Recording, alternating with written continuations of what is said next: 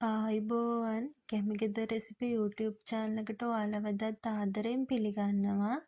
මං අද ඔයාලට අරන් ආවේ බේකරියේ රසටම ගෙදරදීම කොහොමද කිඹුලා බනිස් හදාගන්නේ කියලා. ඉතින් ලොකු පොඩි හැමෝම කන්න කැමති දෙයක් නෙමේ කිඹුලා බනිස්. අපි එහෙනම් බලමු කොහොමද මේ කිඹුලා බනිස් හදාගන්නේ කියලා. මුලින්ම අපි මේ විදිහට කප් එකක් අරගෙන ඒකට එකතු කරගන්නවා මද උණුසුම් ජලය මිලිලීටර 120ක්. ඒකටම එකතු කරගන්නවා ඊස්ට් තේ හැඳි 1/2. ඒ වගේමයි සීනි තේ හැඳි 2ක් එකතු කරගන්නවා. ඊට පස්සේ අපි මේ ටික හොඳට කලවම් කරගන්න ඕනේ. අපි මේකට එකතු කරගන්නේ ගොඩක් රස්නෙ නැති ගොඩක් සීතලත් නැති මද උණුසුම් ජලය. එතකොට අපිට ඉක්මනට මේ ඊස්ට් ටික ඇක්ටිව් කරගන්න ලේසි වෙනවා. ඊට පස්සේ මේක මේ විදිහට වහලා විනාඩි 10ක් විතර පැත්තකින් තියාගන්නවා. ඊළඟට භාජනයක් අරගෙන පාන් පිටි ග්‍රෑම් 300ක් එකතු කරගන්නවා. ඒකට මම කිරිපිටි ග්‍රෑම් 20ක්, මාගරින් ග්‍රෑම් 50ක් එකතු කරගන්නවා. මාගරින් වෙනුවට ඔයාලට පුළුවන් බටර් ගන්න. ලුණු තේ හැඳි කාලක් එකතු කරගන්නවා. ඊට පස්සේ මම ඇක්ටිව් කරගත්ත ඊස්ට් ටික මේ විදිහට එකතු කරගන්නවා. ඊට පස්සේ මේ ටික හොඳට කලවම් කරගන්න ඕනේ. ඊස්ට් ගද්දී අපි අලුත් ඊස්ට් ගන්න ඕනේ. එතකොට අපිට ඉක්මනටම ඊස්ට් ටික ඇක්ටිව් කරගන්න පුළුවන්. ඊට පස්සේ අපි මේ විදිහට හැන්දේ තියෙන පිටි ටික අයින් කරලා පිටි එක හොඳට අතින් අනා ගන්න ඕනේ.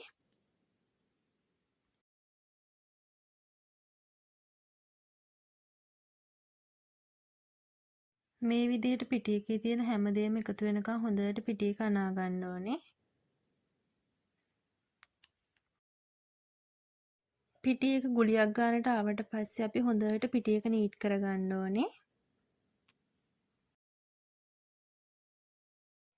ඊට පස්සේ මේ විදිහට බෝඩ් එකක් අරගෙන බෝඩ් එක උඩට පිටි ටිකක් ගහගෙන අපි හදාගත්ත පිටි බෝලේ අරගෙන හොඳට නීට් කරගන්න ඕනේ. බෝඩ් එක උඩට තෙල් ටිකක් උනත් එහෙගෙන අපිට මේ පිටි බෝලේ හොඳට නීට් කරගන්න පුළුවන්. විනාඩි 20ක් විතර මේ විදිහට අත් දෙකම පාවිච්චි කරලා හොඳට පිටි බෝලේ නීට් කරගන්න ඕනේ. පැය භාගයක් විතර පිටි බෝලේ හොඳට නීට් කරගත්තාම පිටි බෝලේ හොඳ සොෆ්ට් එකට එනවා. මේ ගානට. ඊට පස්සේ අපි භාජනයක් අරගෙන භාජනයේ මාගරින් ටිකක් ගාලා පිටි බෝලේ තියලා පිටි බෝලේ උඩිනුත් අපි මාගරින් ටිකක් ගා ගන්නවා. ඔයාලට තෙල් හෝ බටර් උනත් ගා ගන්න පුළුවන්. ඊට පස්සේ මේ විදිහට පිටි බෝලය කවර් කරගෙන පැයක් විතර පිටි බෝලය දෙගුණයක් වෙනකන් අපි පිපෙන්න තියාගන්නවා. මේ තියෙන පැයකට පස්සේ පිටි බෝලය දෙගුණයක් වෙනකන් හොඳට පිටි බෝලය පිපිලා තියෙන්නේ. දැන් අපි මේ පිටි බෝලේ තැටියක් උඩින් තියාගමු. අපි ගන්න තැටියෙත් මාගරින් ටිකක් ගාලා තමයි මම තියාගෙන තියෙන්නේ. මේ විදිහට හොඳට පිටි බෝලේ තුනී කරගන්න ඕනේ. ඊට පස්සේ අපි කෑලි වෙන් කරගන්නවා. ඊට පස්සේ පිටි බෝලේ මේ විදිහට සමාන කොටස් 8කට මම වෙන් කරගන්නවා.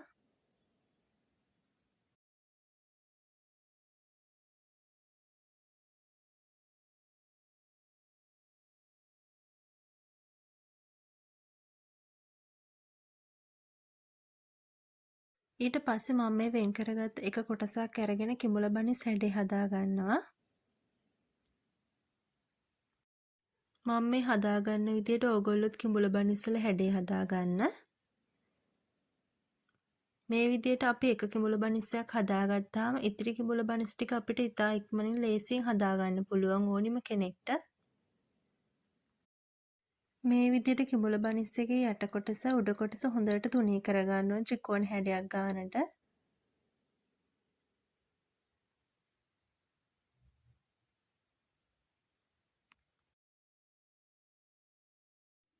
ඊට පස්සේ පරණ පැත්තෙන් මේ විදිහට තීරු දෙකක් විතර රෝල් කරලා අනිත් කොනෙන් මේ විදිහට අදින ගමන් ලස්සන කිඹුලා බනිස් හැඩය හදාගන්න පුළුවන් අපිට. ඉතින් ඕනෙම කෙනෙකුට පහසුවෙන් මේ විදිහට කිඹුලා බනිස් හැඩය හදාගන්න පුළුවන්.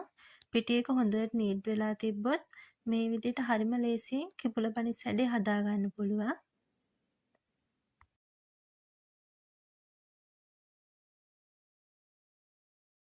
මේ විදිහට මං ඉතිරි කිඹුල බනිස් ටිකත් හදාගත්තා. ඊට පස්සේ බේකින් ට්‍රේ එකක් අරගෙන ඒක උඩින් බේකින් පේපර් එකක් එලලා කිඹුල බනිස් ටික ඔක්කොම තියාගන්න ඕනේ. ඊළඟට මේ ටික හොඳට කවර් කරගෙන පැය කාලක් විතර අපි මේ ටික පැත්තකින් තියාගන්නවා.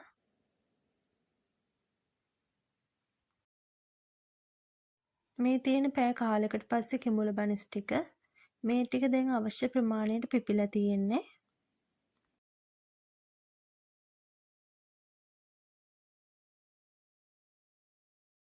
ඊළඟට මම මේකට බිත්තරයක් අරගෙන මේ විදිහට බිත්තර සාරු හොඳට කිඹුල බනිස් උඩින් තවර ගන්නවා.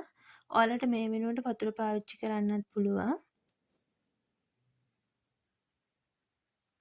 අපි මේ බිත්තර සාරු ටික ගා ගන්න ඕනේ ගොඩක් අත තද කරන්නේ නැතුව හරිම පරිස්සමෙන්.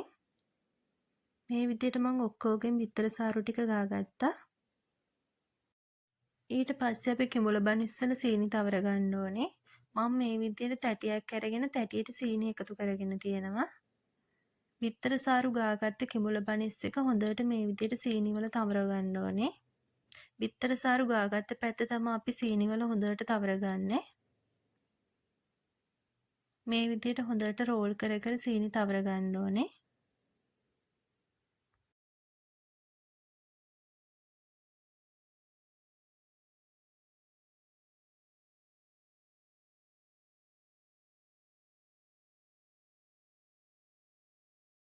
ඒ විදිහට මං ඉතිරි කිඹුල් බනිස් ටිකේ සීනි තවර ගත්තා.